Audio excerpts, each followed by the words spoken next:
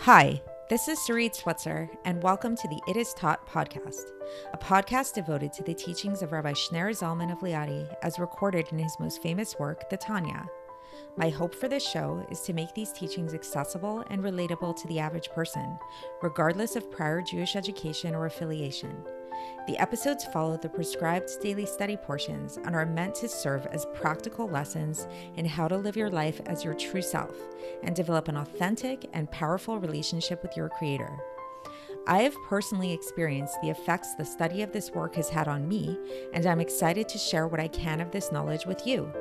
So please join me on this journey of learning, self-growth, and connection with your source.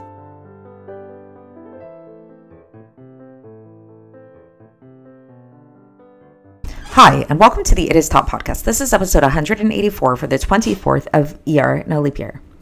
So I want you guys to take a moment and think about your vitality. Think about that life force that flows throughout your entire body. That thing that we generally call the soul, or at least a certain aspect of the soul. Where is it? Can you pinpoint it? Can you point to one part of you where it is more present than any other, or where it is found? So not really, right? If you really think about it, your vitality is literally the life force that infuses the entirety of your being.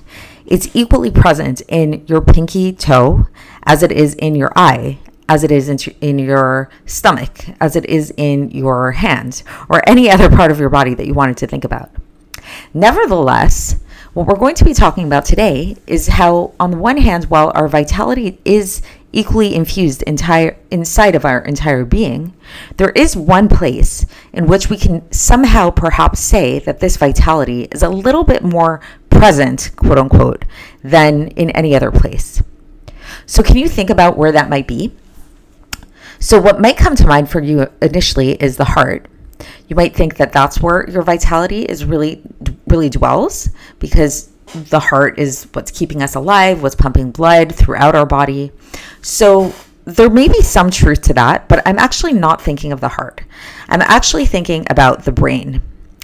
And the reason why the brain is really where we can say that the seat of our vitality, of our soul, really dwells and is present in a way that it is not really in any other place, is because our whole entire life's experience, our perception of this vitality, how we experience the channel through which we take in all of our lives, all of our life, and everything that happens to us and everything that we do is through the brain. The brain is really that hub. It's literally the nerve center of the entire body. This is really the premise by which artificial intelligence works, right? So it's like if you ever have experienced any kind of artificial intelligence kind of game or experience of any kind of thing. So when people put on that headset, they're putting it in the brain. They're not putting it around their feet. They're not, like let's say if you wanted to simulate the feeling of running, even though running is something that happens with your legs, interestingly enough, you don't insert electrodes into your legs and then give your legs the feeling that you're running.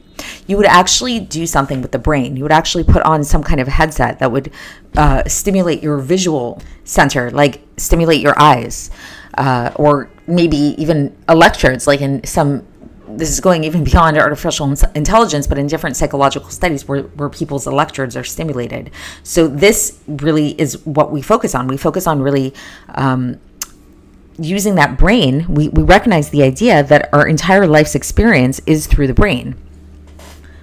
So while it's true that our entire vitality, aka our soul, is really found equally throughout our entire being, it is also true that we can say that somehow within our brain, our soul is a little bit more present, or at least we can say that that is where the dwelling place of the soul lies.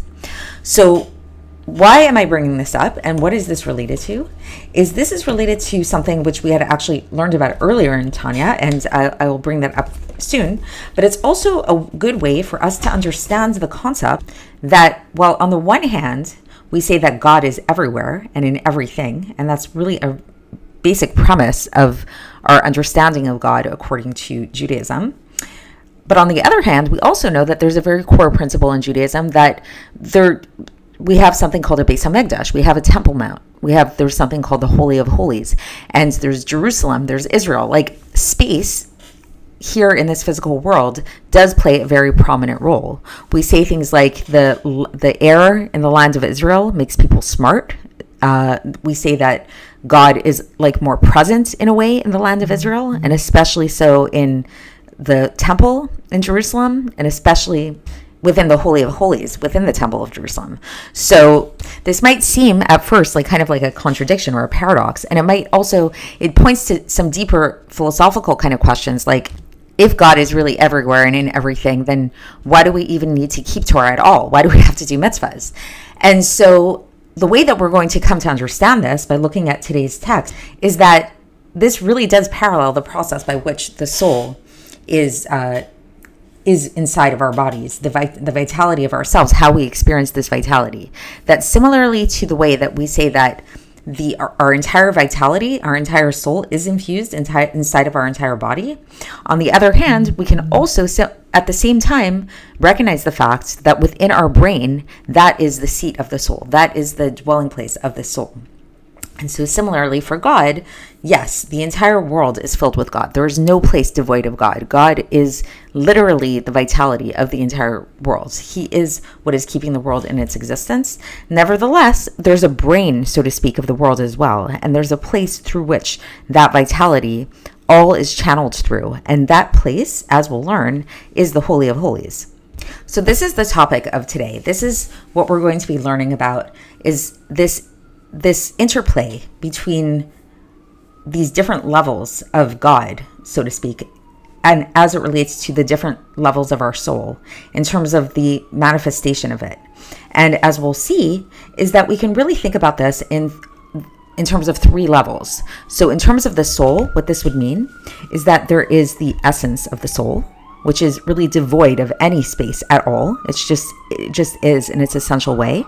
Then there is the soul as it is manifest within the brain, which is what we can call the seat of the soul or the home of the soul. And then there's the soul as it spreads out into all of the different organs of the body and how it's manifest there. And similarly, we'll see with God, it's the same thing, that we talk about God and we talk about God's indwelling in the world. And in essence, God does not have a space. There is no space that we can say that is where God is. It's beyond even everywhere. God's beyond space and time, right? But then we can also say that, okay, but now in creating the world, in making this creation, then God does also, he made, so to speak, a kind of brain, a kind of nerve center for reality, for our earth. And that is the Holy of Holies. And then there's the manifestation of that. And there's the way that this vitality becomes revealed throughout the entire world. So let's get into the text now. And it's a little bit of a longer one today because it is a Wednesday. If you remember, in a leap year of this year, then Wednesday portions are a little bit longer because originally when the Tanya was divided up by the Frierdiker Rebbe, by the previous Lubavitcher Rebbe, he wanted people to learn a little bit of extra Tanya on Shabbos, and these Wednesday portions of this year were back then fell out on Shabbos. So so for today, so we are actually beginning a new chapter. It's chapter 51 of Likkutei Amarim, and we are nearing the end of Likkutei Amarim, believe it or not. So we have just a few chapters left. There's 53 chapters in Likkutei Amarim, and then we'll move on to another section of the Tanya.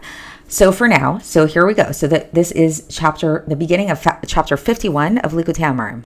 So the chapter begins by saying that we're going to now explain in further detail that which we learned about what the Yenuka said. So this is alluding to something which was brought up in chapter 35. So you can go back and listen to that episode if you want the full context. But just in brief, in chapter 35, we talked about how the Yenuka, who is a commentary, talked about this idea of how when we say hacham enav b'rosho, that a wise person, his eyes are in his head, what that's really alluding to is the fact that a wise person wants to have the Shekhinah rest inside above their head, and the way that they do that is through good deeds, through mitzvahs, because the good deeds, what that does is it provides the oil for the light of the Shekhinah to dwell upon the person's head.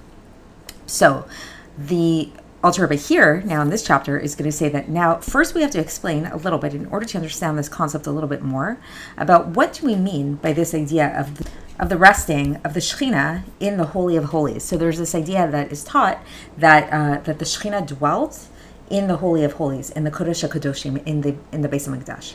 So what do we mean by this? And then the Alter Rebbe goes on and he says, so too, like the whole idea of like having the Shekhinah dwell in a certain place or rest in a certain place, what do we mean by this? Because like, is it not the case that the whole world is filled with the glory of God and there's no place devoid of him? Like we've learned this over and over in Tanya. It's a recurring theme that God is everywhere. There's no place devoid of him. Everything is dependent upon God for its existence. So what do we mean when we like pick a particular place, like the Kodesh Kadoshim, for example, and we say that here is where the Shekhinah rests? So the Shekhinah doesn't rest in other places? Like what are we talking about, you know? So the idea is, and here the Alter Rebbe cites a verse from Iyov, from chapter 19, verse 26 in Iyov, where it says, "Umibsari echazeh Eloka," and from my flesh I see God. So, what does this mean? This is a segue to how the Alter Rebbe is going to now get into the analogy of the soul of man, and he's going to teach us that in order to understand this idea of the dwelling of the Shekhinah and how the Shekhinah dwells here and there, and how it could dwell or not dwell, we can learn this through looking at the soul of man and looking at how the soul inhabits the body of a man. So the Alter Rebbe says that just like we look at the soul of a man as the soul of a person that fills the entire 248 organs of the body from head to toe. So, right, we mentioned this in the introduction before. Nevertheless, we know that the mainstay of this resting and the dwelling is in the mind. And from this brain, it spreads out into all of the other organs. So there's something specific about the brain, something about the mind, that in a way we can say that the soul kind of dwells there in a more of a way, in a bigger way than it does in all of the other organs of the body. So because we know that the brain actually is where it's where the vitality spreads forth into the rest of the body. And every single organ receives from it in a very particular way, like in a way that is suitable to it, according to its composition and according to its nature. Like, you know, for example, the Alter Rebbe says the eye to see, so the eye receives very specific vitality so that we can see through our eyes. The ear to hear, so the ears get vitality so that we can hear. The mouth to speak, the feet to walk. So all different parts of the body receive their very specific types of vitality. And we can actually sense this, like in actuality, says the Alter Rebbe, that when we see that, we think about the mind, right? And our brain feels everything. It feels all the going-ons and all the happenings of the 248 organs and everything that happens to them. So this is, again, what we mentioned in the introduction, is that where does perception happen? So for example, seeing. So we tend to think of the fact that we see with our eyes. And while this is true on some level, truly the true perception, the true seeing actually happens in our mind, in our brain. It's not the eye that's seeing, it's the brain that interprets the stimuli that the eye is taking in. But now the Alter Rebbe wants to clarify something here. So he wants to make sure that we understand that these differences in terms of how these different organs receive different powers and different vital energies and different vitality that come from the neshama. It's not coming, the difference is in these different soul powers is not coming from the neshama itself, from the soul in terms of its essential being. Meaning to say that it's not that the soul is made up of 248 different parts that then become vested within 248 places that correspond just to exactly like that to the parallel the organs of the body. Because if we were to say that it's like that the soul is made up of 248 parts that correspond in this direct way to the different organs of the body, this would be like as if we were giving like a description, a physical description to the soul, which isn't true. And it would be like we'd be ascribing a certain structure and a certain corporeality to the soul that would make it like the body, God forbid.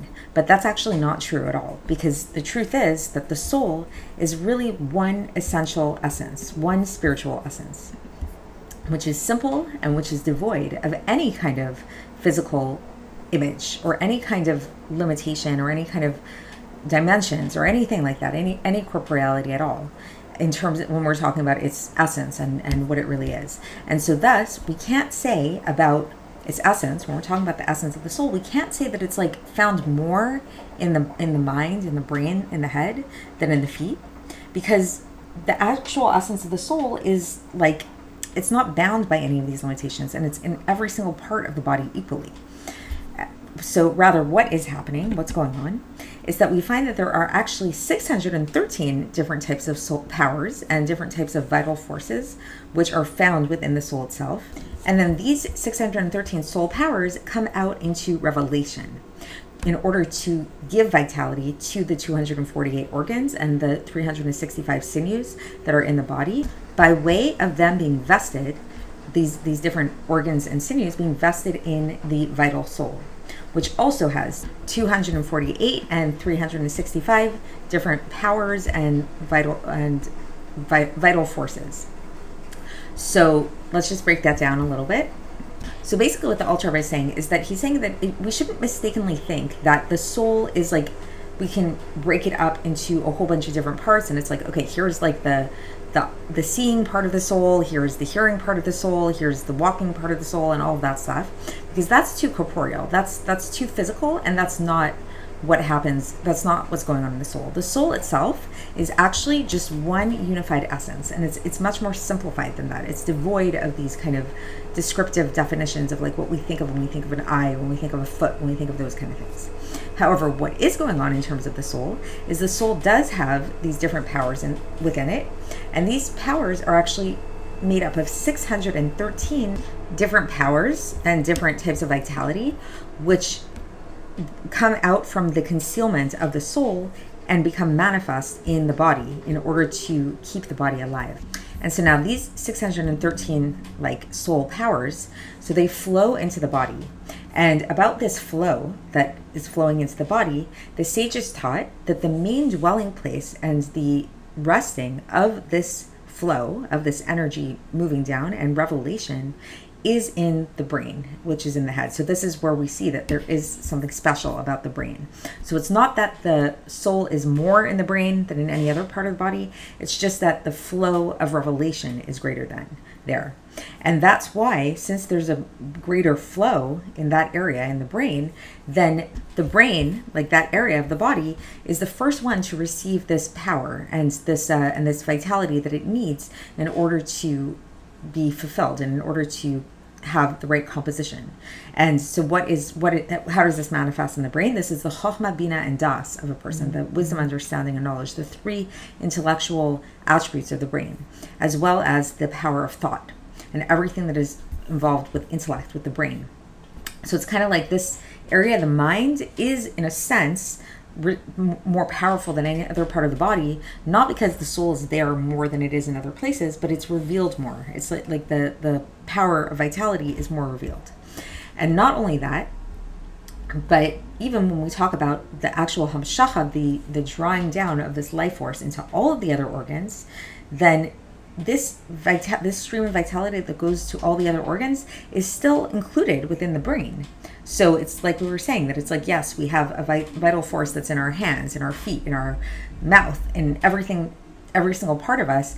But even that vital force that we have within our hands, for example, that too is found within the brain. So there's like something about the brain that's really essential in terms of this flow of energy and vitality, because this is the main place and this is the root of this flow. So meaning to say that when your hand receives its vitality, where is this vitality coming from? It's coming from the mind, right? We know that every movement we make or every sense that we sense, it's all coming from the mind, even if the way it's manifest on the outside is in our limbs, in the external parts of the body that aren't the brain itself. And the way that this happens is in a way of a revelation of the light and the vitality of the entirety of the soul. So that's basically what's happening when the brain radiates a flow to all of the different organs, and each one receives the one that it corresponds to it, like is appropriate to it, like meaning the hands receive the type of flow that is needed in order for us to pick things up, in order for us to write and things like that. The eyes get the power of sight. The ears get the power of hearing. All of that stuff, it all goes through the brain. The brain is that, like, literally the nerve center through which all of this vitality passes through. And so all the powers go through the brain, because this is, why is it the brain? What's so special about the brain? This is the mishkan. This is the dwelling place of the neshama in a way that is revealed. Because it is there that it's revealed the entirety of its vitality, which from there it flows out. So what happens is that we have this soul, and the soul is dwelling in the brain. And what do we mean by that? It's that it's more revealed within the brain than anywhere else. And that's where it's like the seat, the hub of its vitality is in there. And then the vitality flows out in this way through the brain to all the other organs of the body. And the analogy that the Alter Rebbe uses here, he uses another analogy to help us understand this, which is, again, another analogy that comes up in Chassidus a lot, which is the analogy of the sun. So, like, let's say, says the Alter Rebbe, let's say that you were in a room, and that room had a window. And outside of that window, you're looking outside, and there's sunlight coming in through that window. And interestingly enough, it's like you look outside the window, and it's actually surrounded by another room. And in that other room, there is another window, and the sunlight is coming in through that room. And then that room is also surrounded by another room, and similarly, there's sunlight coming in through that room. So if you kind of picture this like flow of sunlight, so long as each one of those rooms had a window within it, then each one of those rooms is receiving the same sunlight, and it's receiving the light of the sun from the outside, and it's coming all the way down, and it's manifest in that innermost room, even though the source of it is obviously that sun outside, and it goes through all those different channels until it comes to that innermost room. So we can kind of think about that in the sense of the soul, and we can think about it in the sense that, like, yes, the soul is found everywhere, just like the sunlight. It's the same sunlight, whether you're in the first room, the second room, it's the same sunlight. However, it first manifests within the brain when we're talking about the soul, and the brain is like the hub through which all of the other channels flow through. So it's sort of like, again, with the sunlight, it would be sort of like that first room that the sunlight were to enter into. That is the room through which all the other rooms are going to receive their light. So that's how it works with us in our bodies and with our souls. That the soul is found everywhere within the body, but in a more manifest and revealed way in terms of the soul powers, it comes first in the brain. And then that vitality that's in the brain pours through and goes into all the other organs, and the organs receive the vitality from the brain. The brain's kind of like the head honcho, so to speak. And then the Alter Rebbe finishes here. He concludes with a bracket where he says, even the heart.